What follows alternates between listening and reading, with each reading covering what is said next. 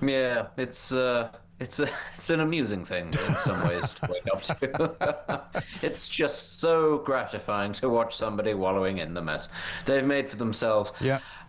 Finally, somebody's maybe getting their comeuppance. Although, let's perhaps not get ahead of ourselves. Who knows? We are expecting that it might happen today. As you said, all of those journalists decided actually Reform Party conference wasn't that exciting that they wanted to be back in London in case it did happen. But who knows? Maybe they'll hold off. It's a curious situation that though, because of course.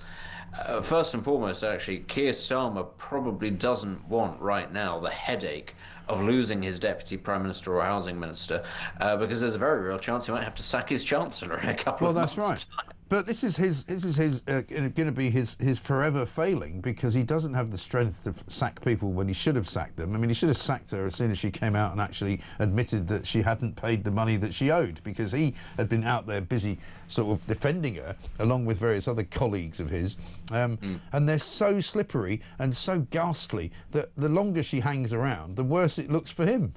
Yeah, I mean, it's dreadful. It's dreadful optics. And you saw the sort of the half-hearted attempts at some parts of the media to sort of click into gear and go, oh, but isn't she so brassy? And isn't it a great story of a working class woman who's raised herself up by her bootstraps? And you kind of thought, yeah, we've heard it before. It's not working this time, largely because it's working class people who are particularly irritated by this. Well, most Actually, it's working not. class people don't have access to 3 different homes, and most of them can't afford a £700,000 mortgage. Yeah, I mean, I think there's also something else that needs to be said, which is that it's going to be a very interesting conversation in the Rayner household as to how she continues to be able to afford her mortgage if she is sacked as a minister or deputy prime minister. That's Yeah. going to make things a little bit difficult. But again, then maybe she'll have some understanding of the situation that is facing rather a lot of people in this country, rather Yeah. a lot of people who are already struggling to pay their mortgages, and many more who are going to be coming off their rates later this year or early next year, and are going to be in the same sort of situation. Right. And that's the problem, they do one thing and they don't really think about who it's affecting, and they think that they're just basically taking money from the rich. And most people in this country are not rich. Most people in this country work very hard for what it is that they have, and this Labour government has been chipping away at it over the course of the last year and a bit, to the point where people are worse off. And all you get from Starmer and his idiotic goons is, we're trying to put more money in the working people's pockets, And actually what they're doing is stealing money from working people's pockets. Yeah, the working people of this country are the people, you're right to say this, who they are going after. It is not, that this old-fashioned idea of the working class and they all walk down the cobbled streets in Manchester or Liverpool and they all go off to work together and they're all singing along the way. It doesn't exist anymore. No. That's not who they're helping They're all out. carrying those union banners, Yeah, exactly, the Jarrah Crusade or whatever. Yeah. But that's not who Labour are helping here. They're helping those people who are not contributing to the economy. The opposite of the working man is who they're actually sticking up for these Yeah. days. And I tell you what, when you're a fabulously wealthy country, your economy is going gangbusters, and that percentage of the population is vanishingly small, well, yes, then you can get away with lavishing all sorts of benefits on people, but the sheer scale of that in this country now, juxtaposed with the sheer amount of tax that people have to pay, is crushing growth. It's crushing the economy. Yeah. And no matter how often people cry out and say we can't bear any more taxes, the tax system is complicated. Deputy Prime Minister, as you've just found out, it's rather expensive to sell your house. Can you give us some relief? All we get is the drip-feeding stories from the Treasury that more taxes are coming in the autumn. Yeah, exactly. And what I'm hearing is that an awful lot of people are expecting capital gains tax to now be applied not only to capital gains, but also possibly to income as well. So if you're making too much money, as far as they're concerned, they will hammer you not once, but twice. But let me give you this bit of breaking news. The average UK house price increased by 0.3% month on month in August, pushing average property values to a new record high. Presumably that's because Angela Rayner inflated the price of her own home. I was going to say that someone there has done a lot of heavy lifting. Yes. But I mean, the fact is the housing market is basically flat. Nobody's buying houses because the stamp duty is too high and too much. And so unless you're Angela Rayner and you just decide not to pay it, you're not going to buy a house. Yeah, when people say the housing market grew by 0.3%, I think of that in much the same way as when the government says the economy grew by 0.3%. Yeah. Everybody looks around and goes, but we're getting poorer. And you Right. go, yeah, because it's not the full truth. Exactly. The reality is house prices across the board are falling, especially in places like London, of all places. Can you imagine that being said a couple of years ago? But it is happening, and it's happening on the watch of this government. And you're right again. Irony of ironies. It's stamp duty is one of the major obstacles. Yeah. To getting the thing moving. No, listen, I've spoken to loads of people, particularly in London, who were thinking this was a good time to move because the kids are getting a bit bigger and, they need a slightly bigger place. But, I mean, the amounts of council tax, of stamp duty now are prodigious. I was speaking to one guy who's not particularly well off, who said that he worked out that he would have to pay something like £68,000 in stamp duty.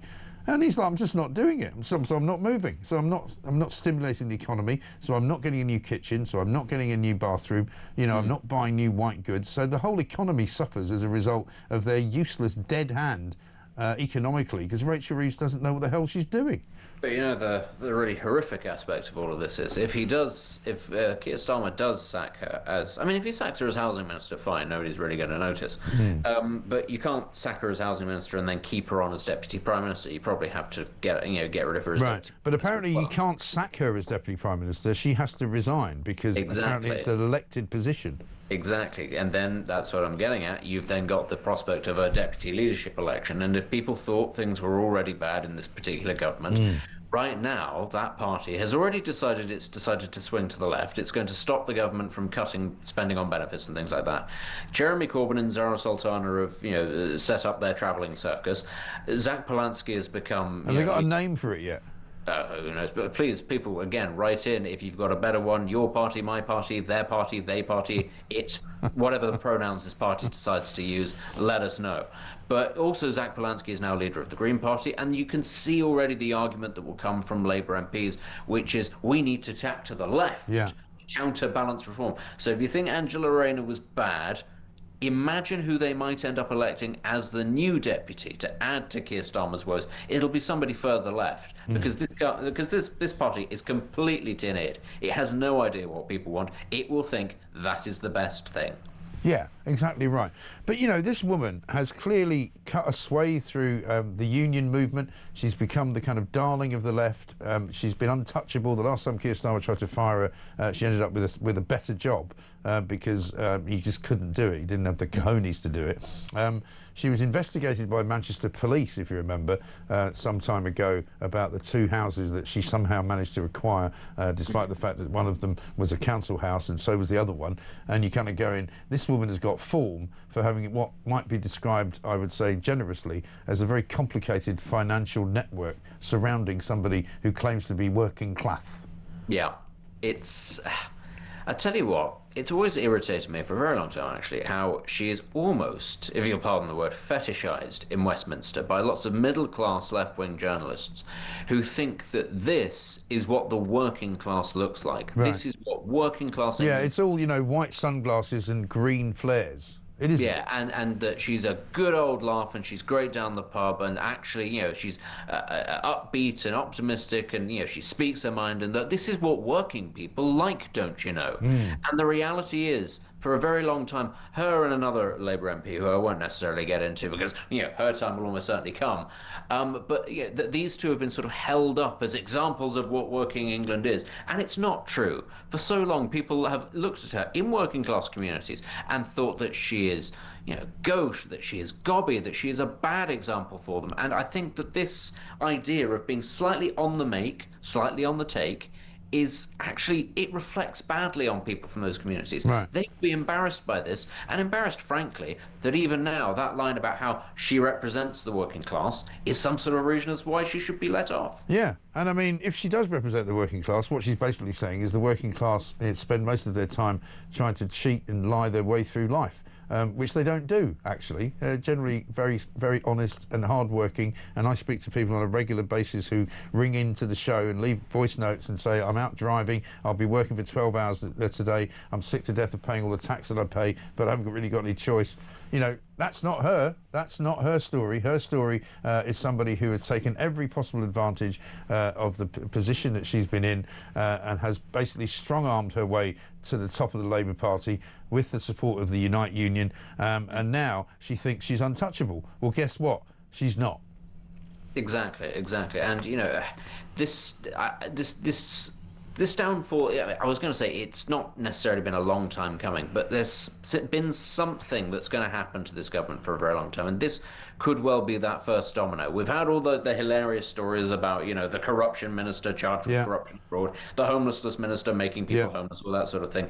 But this is such a major scandal simply because of the fact that this woman has been pushed to the very forefront. Probably just as many people know who she is as they know the Prime Minister. Dare I say, more people probably know who Angela Rayner is than know that Kemi Badenoch is leader of the Conservative Party. She is well known in her own right, as you say, because she's been pushed, she's had unions behind her, she's had newspapers behind her, she gets soft-pedaled interviews from certain outlets, and it has all been put up for her on a plate. And therefore, the fact that, as you say, she hasn't learned from the previous example over her housing situation. She didn't learn, maybe take advantage of the fact that you will have the access to some of the best legal minds in the country, and apparently some of the worst. You should be on top of this sort of thing, but you felt you could get away with it. You felt that you were untouchable, and now that fall is going to come. Yeah, I'm afraid so. And we've got a clock running right now. We're 1 hour 21 minutes into the show. I'm suggesting it's going to come around about just after midday, is my thinking, but we'll see if I'm proved right. Benedict, good to see you. Thank you very much indeed. Benedict Spence,